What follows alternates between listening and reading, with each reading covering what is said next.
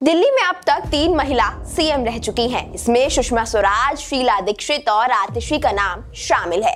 BJP की ओर से सुषमा स्वराज 1998 में इस पद पर रही, वहीं कांग्रेस की शीला दीक्षित 1998 से 2013 तक दिल्ली की सीएम रही।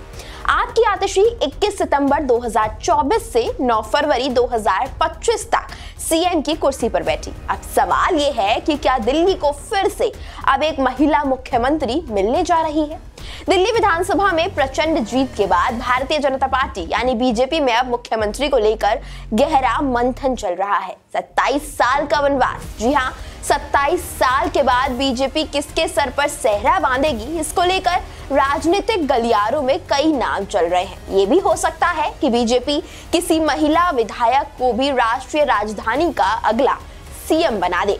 70 में से 48 सीटों पर इस बार के विधानसभा चुनाव में बीजेपी ने जीत दर्ज की, जिसके बाद उसने दिल्ली में 27 साल का सूखा भी खत्म किया। अरविंद केजरीवाल की आम आदमी पार्टी के खाते में सिर्फ 22 सीटें ही आई, वहीं कांग्रेस एक बार फिर खाता तक ना खोल पाई। अब सवाल यह है कि बीजेपी अगर किसी महिला विधायक को सीएम बनाती है तो इस रेस में वो नाम और चेहरे कौन से होंगे, चले इस वीडियो में जानते हैं। रेखा गुप्ता, बीजेपी ने इन्हें शालीमार बाग से टिकट दिया था। रेखा गुप्ता पार्टी की उम्मीदों पर खरा उतरते हुए जीत हासिल की। रेखा गुप्ता दिल्ली प्रदेश भाजपा में महामंत्री रह चुकी हैं।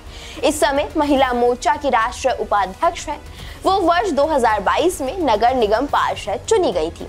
शिखा रॉय ने ग्रेटर कैलाश से आपके वरिष्ठ नेता व मंत्री सौरभ भारद्वाज को पराजित किया है। वो 2 बार की पार्षद है। ऐसे में रेखा और शिखा की दावेदारी मजबूत मानी जा रही है।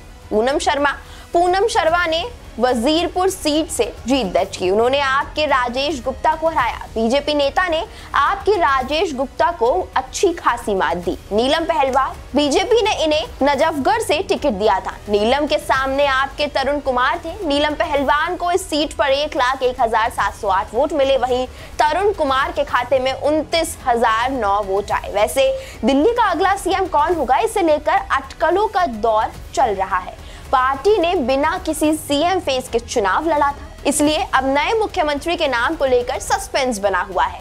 दिल्ली की जनता को अब नए मुख्यमंत्री के नाम का बेसब्री से इंतजार है। देखना होगा कि बीजेपी किसे दिल्ली की कमान सौंपती है। पार्टी के इस फैसले का दिल्ली के साथ साथ दूसरे राज्यों की राजनीति पर भी गहरा असर पड़ेगा। खबरों की माने तो दिल्ली में नई सरकार का शपथ ग्रहण समारोह 14 फरवरी के बाद होगा। प्रधानमंत्री नरेंद्र मोदी विदेश दौरे पर हैं। 10 फरवरी को उनके फ्रांस और यूएस दौरे की शुरुआत हुई।